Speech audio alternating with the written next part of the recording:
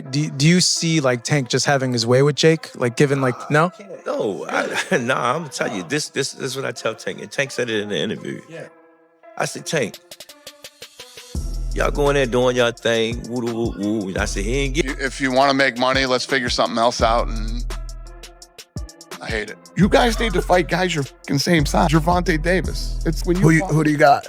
Dana White didn't hold back when talking about the upcoming fight between Jake Paul and Gervonta Davis, calling the whole thing ridiculous.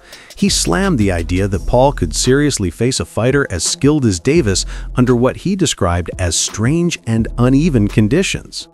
White loudly argued that the rules were set up unfairly, making the match feel more like entertainment than a true sporting contest. The Jake Paul versus Tank fight is getting really weird. Gervonta looks scared for his life because the rules are out. They're crazy. Oh, so everyone thought that the fight was at 190. He said it's at 195, and this weight difference is scaring the life out of little Tank. Over 10 3-minute rounds. The next dispute comes with the gloves. Little Tank is used to fighting in 8-ounce gloves. Baby glove. This fight will be in 12. Hands might be too small.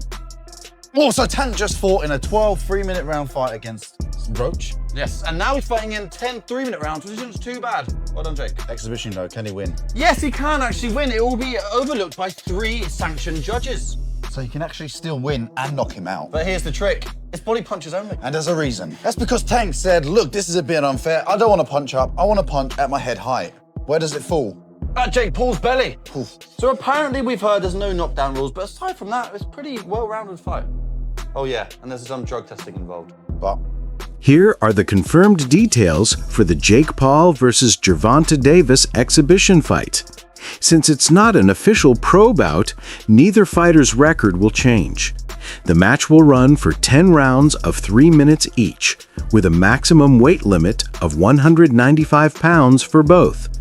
Each fighter must wear 12-ounce gloves, which are heavier than normal at this level.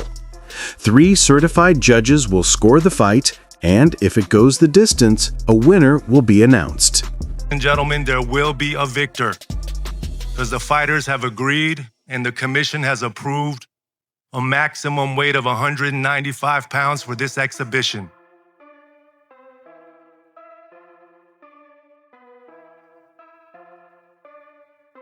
The fight will be contested over 10 3-minute rounds. The fight is 195 pounds, Tank, as you know. The fight will be contested over 10 3-minute rounds, and when Tank and Jake enter the squared circle to go to battle, they will be wearing 12-ounce gloves. Sitting ringside will be 3 commission-approved world-class professional judges that will score every round to ensure there's a decisive outcome for the fight if it goes the distance. And both men are enrolled in the highest level of testing with USADA. So Tank, Jake, thank you for doing this. Thank you for giving boxing another massive moment, headlined by yourselves, featuring multiple world. Boxing insiders are seriously questioning the glove setup for Jake Paul versus Gervonta Davis. Since Davis is moving far up in weight to face a much bigger opponent, his trainer Calvin Ford highlighted the glove issue as a real concern. He pointed out that both are required to wear 12-ounce gloves, which are much heavier than the 8-ounce ones Davis usually uses in his lightweight fights. And said, what you thought about the fight? I say, the fight doable. You know what I'm saying? Because I watched Tanky for years, and I watched other young men and gyms, you know, deal with big guys. You know what I'm saying? Yes, he's big. To me, it's like Jake having his first open fights. If anybody know about the amateurs going open, then you go pro. So, you know, he's a very fighter guy that does have skills. You know what I'm saying? My only concern is, you know, the gloves. You understand what I'm saying? Because we don't fight in 12-ounce gloves. We don't use 12-ounce gloves. That's training gloves, you know what I'm saying? I'm like, that's 2 pounds away from Jake. He fights in 10s. Tank fighting 8s. So he losing 4 ounces. So my thing is, I said, they said, put Tank in 8s, put him in 10s. that makes the fight more interesting. You know what I'm saying? And we'll go from there because I understand. And I brought that question up to one of his handlers. They was, no, we don't want to do no mixed match. It's supposed to be an expedition. What, now y'all want the wins and the loss. You know what I'm saying? All these prescriptions, but you want to be great. Being great is really pushing the envelope. You know what I'm saying? Tank don't really care, So when I brought this up, he said, dang, facts. You know what I'm saying? So again, he can weigh the 10s and we weigh the 8s. Then we got to fight, The weight, how's that going to work out? Like, well, they got him at 190, 195. I thought it was going to be 190. So they gave him 5. So again, they keep giving, I ain't worrying about the weight. You know what I'm saying? We got to deal with it. We taking the fight. We signed the contract. We're going to make it do what it do. How much do you think he's going to weigh like the night of the fight? Like, yeah, and both. Like, is there anything in place where like Jake can't weigh more than like... Based on how he handled himself through camp. Camp is the most important thing because if you have a good camp, you're going to have a great fight. So my thing is just making sure the camp is good. We doing all the necessary things, dealing with the weight, the gloves and all that stuff. Ford suggests a fairer arrangement, letting Davis wear his usual 8-ounce gloves, while Paul, being much heavier, uses 10-ounce gloves. He insists this would make things more balanced and create a level playing field. Jake, I see y'all doing all this betting and stuff, right? And I'm looking at the fight because I'm his coach. This is a very serious fight, and I'm a very serious person. My question to you is, where did 12-ounce gloves come from? Why y'all couldn't take 10 and he had 8? Already he giving up 4 ounces of the gloves. I gotta say this because y'all betting all this money. You understand what I'm saying? Yeah, wait. You guys were the ones that wanted 12-ounce gloves, not me. I'll do 8. Fuck, I'll do 4. I'll do 2 ounces. I'll do bare knuckle. Like, I wasn't aware of that. You know what I'm saying? Because I know that he can handle himself. So what do you want? 10 ounce? 8 ounce? What do we want? If he the one said that, I'm gonna go with that. I wasn't aware of that. No, the 12 ounce came from your guys' side. No, and it's not. On God. Perfect. Then what do you want? 10? No, I didn't say that. So 10 ounces? It don't matter to me. It don't Perfect. matter. It doesn't matter to him. So It back don't to matter. what I always wanted, which was 10 ounces. Great. Well, you just Thank made you for something. It don't matter. You just made something clear to me because I didn't know because you fight in 10s, he fight in 8s. Yeah. Your guys' side. So I'm like 12 ounces. He's Show the giving up emails and the screenshots. I You guys get that. asked for 12 It's ounces. part of negotiation. I get it. No, let's do it. 10 ounces, 8. Let's. Dana White didn't hold back when discussing Jake Paul's choice of opponents. He criticized Paul for always picking fighters much smaller or less matched, saying he should fight someone his own size. White reminded fans that when Paul faced someone closer to his size and skill, he lost, proving these uneven matchups don't help boxing. White said the Paul Davis fight is completely one-sided. While Davis hits harder, he's too small to realistically knock Paul out. The big weight gap means that even with better skills, Davis will have trouble landing clean shots and imposing his game. Gervonta Davis. It's just need to fight guys your fucking same size. You know what I mean? Straight up ignored. When you fought Floyd, you are massive. You're a massive fucking dude. Floyd's tiny. And I'm sure when you were training, you're like, all right, I'm gonna hit this guy with a couple punches and grab him, tie him up. And he did hit you with a fucking bomb of an overhand right one time. And you fucking ate it. You ate that punch. Logan's like proud of it. He's like, yeah, I did. Hell yeah, I ate that punch from a 140 pounder. You know what I mean? This is why, and I agree with Dana on this. This is why the Gervonta fight makes no sense to me because he may hurt him to the body, whatever. Jake doesn't want to throw as much, but I don't see him one punch knocking Jake out. And, the same thing was kind of said with Logan. Like, okay, Floyd probably won't knock him out, but probably going to outbox him. I get where Dana's coming from. These things are not meant to be competitive fights. They're meant to make money and to, I guess. And Gervonta, I think, hits way harder than fucking Floyd, but he's too small. I mean, your brother's going to be able to, get inside on him, put his weight on him, tie him up. But I don't hate your brother. Your brother's out there doing his thing. But it cracks me up that they want to start suing people that are talking shit when your brother talks more shit than anybody talks. I think the thought process behind it is, okay, so Jake and I are obviously pretty polarizing individuals. And when an echo chamber starts and a rumor mill starts of like staged fight bullshit, which like these fights aren't staged, you know, that's just, it's at that level, it's like almost impossible. I think they think that it affects the business and it affects the brand because people discredit him as actually having legitimate bouts. Reports say Gervonta Davis has been bulking up during training camp. He's now walking around near 160 pounds, even though he's never fought above 135. This brings him closer to the agreed catch weight for the exhibition with Jake Paul, reducing Paul's natural advantage. The added weight could help Davis take punches better and hit harder, making him a tougher and more unpredictable opponent. The bulk up might help him absorb Paul's power and counter more effectively, changing the fight's rhythm. Though still lighter than the catch weight, Davis's weight gain shows he's taking this fight seriously and preparing to showcase a stronger version of himself.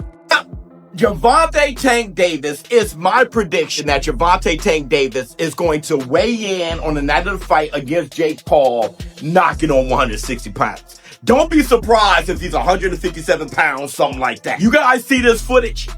Look at Tank. Now, if you know what you're looking at, the guy must be around 150 right now, 153, something like that. And you can really tell when he's sideways. When you look at him sideways and see the depth. See, from the front view, you can't really tell. But when he turns sideways, the guy is a wrecking ball. He's literally a baby rhino out there. And I think that is the idea for him to bulk up and be a little powerhouse out there. And I'm all for it.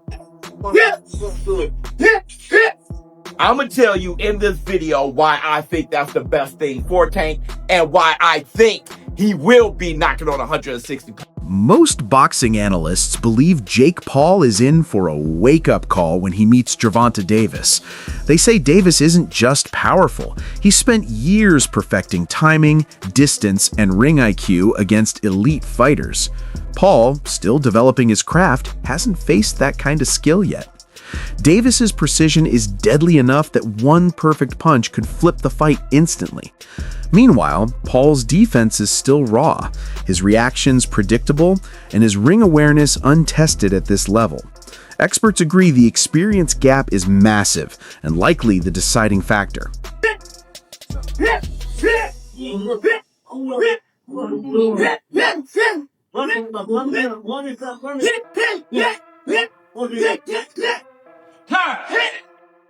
Tank Davis look crazy, bro. Chilaquiles.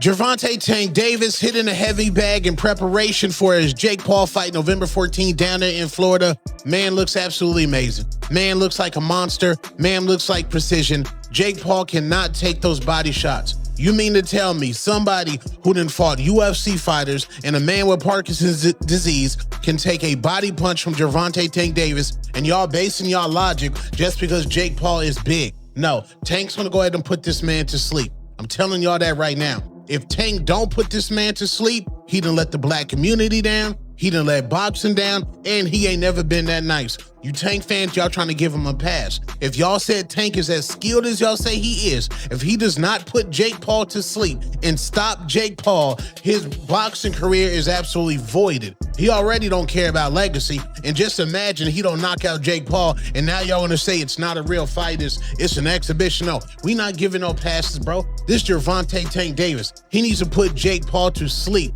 I don't want to hear nothing about, oh, Jake Paul too big. No, Jake Paul chin ain't never been tested by somebody that hit as hard as Gervonta Tank Davis.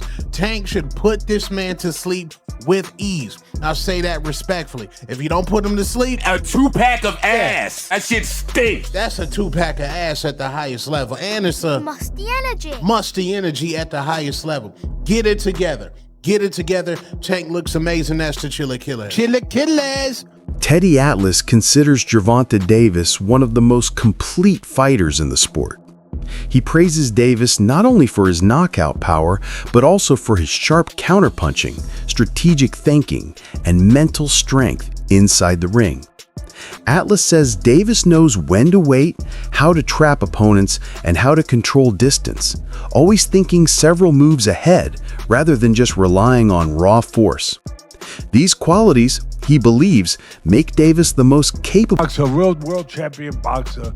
That the only other time he was in for the fans to get mad with that was against Fury's Tommy Fury, but it wasn't that level, obviously, and all the size things you just rightfully pointed out. But he would have been in there with, I mean, it seemed crazy. You're going to go in there with a guy who was a 2-time heavyweight champ and a gold medalist? Wow. Even though the guy's, at a twilight part of his career, still. And you've given a lot of credit and props to Jake Paul on this show of helping get more eyeballs to the sport, but the way he takes it serious and goes about his approach and his work to this craft, that he does take it seriously. With that being said, when he announces Tank Davis, I'm getting tired of these gimmick fights and him loading the deck up. Whether it was Chavez Jr. or an old Mike Tyson, or we could go on and on with some of the UFC guys and the great Anderson Silva at 46 years of age. Tank Davis, great fighter, current fighter, world champion. We know how good he is. Been a top 10 pound for pound guy for you for the last few years now. But he's 5'5" and 135 pounds. This sounds like it would be a 195-pound fight, an exhibition. Wouldn't count on their records. Not a whole lot of other details other than it will be in November, and it sounds like in Atlanta. But I've said enough. I just want to hear your take. What do you make of this news with Jake Paul and Tank Davis? But, and I'm smiling a little bit. But back in the day, I love the 1800s, 1700s, my friend out there, 1700s, whatever. But I love the old time fighters that were catch weights. And there was guys like Sam Langford. I know Sam Langford, we shouldn't even be comparing him with this because he's so special. But I mean, where Sam Langford beat heavyweights. He fought from lightweight to heavyweight and beat heavyweights. I mean, they're back in the day when you had a lot of great fighters fighting each other in catch weights. You did have some smaller guys fight bigger guys. And you had them. You had success in spots. So I'm half with tongue in cheek, but I'm half serious because I've been in the box. Luke Thomas also shared his thoughts on the massive showdown. While he acknowledged Davis's elite power and finishing ability, he noticed Davis seemed less than excited during press events. His lack of enthusiasm and detached body language made it seem like he viewed the match as business rather than competition. Thomas warned that underestimating Paul's drive and preparation could be risky, suggesting that even though Davis is the better boxer, his apparent disinterest could unexpectedly give Paul an edge.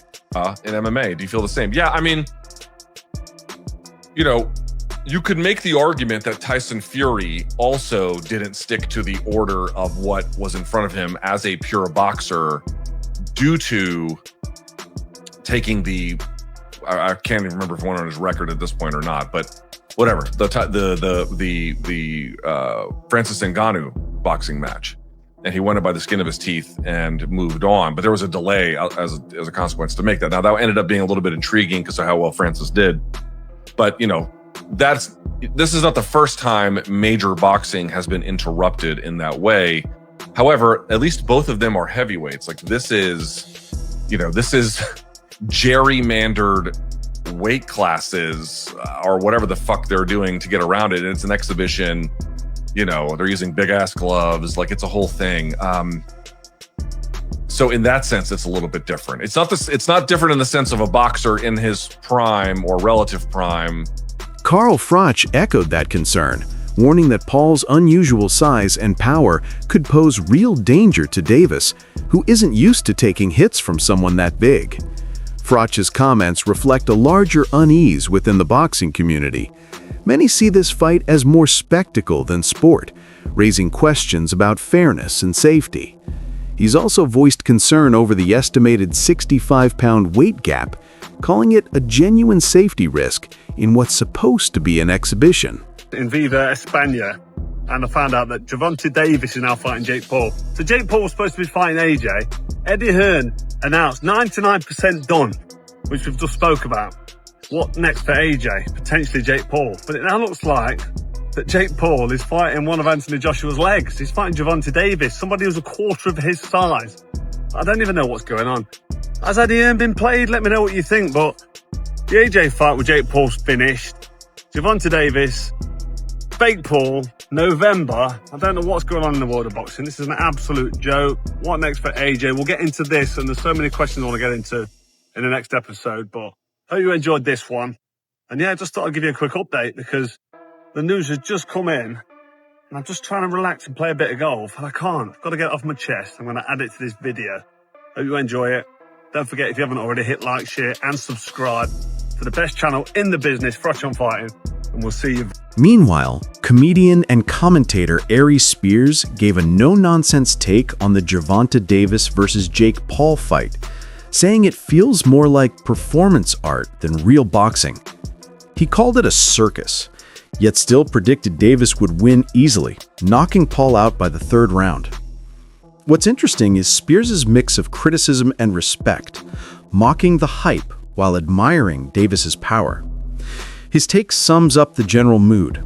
Despite the over-the-top promotion, once the gloves go on, it's still dangerous and real.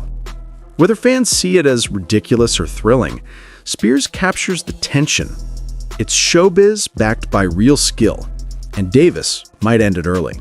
Coming up is Tank Davis versus Jake Paul. Oh, this is such a circus. Yeah. Look, according to BetOnline.ag, Gervonta Davis is favored minus 240, Jake Paul's plus 190. So more than twice the odds for Davis. Davis is a lot smaller, but he's a real serious fight. I'm predicting a third round knockout. Ooh. Third round knockout. He's out of there. Listen, I don't know what's the bigger joke, that fight or Tyson versus Floyd Mayweather. We'll talk about that in a second. We'll talk about that in a second. Yeah, this is honestly just disappointing. As a boxing fan, to just keep seeing these circuses happen over and over again. I don't know if the rumor's true, but I heard Floyd was talking about coming out of retirement to fight Crawford. Now that's got some panache to it. That'd be interesting. Yeah, but it would be. I think Floyd will end up taking a loss. Finally.